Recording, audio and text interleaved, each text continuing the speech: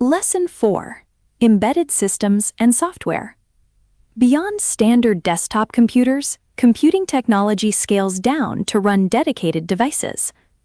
A microcontroller is a single chip that integrates a CPU, ROM, RAM, and storage components.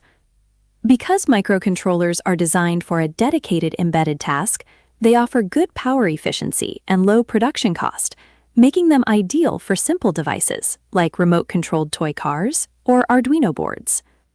On the other hand, System-on-Chip, or SoC technology, integrates a whole system onto one chip. This includes the CPU, memory, storage interfaces, and extra components like a GPU, modem, and Wi-Fi.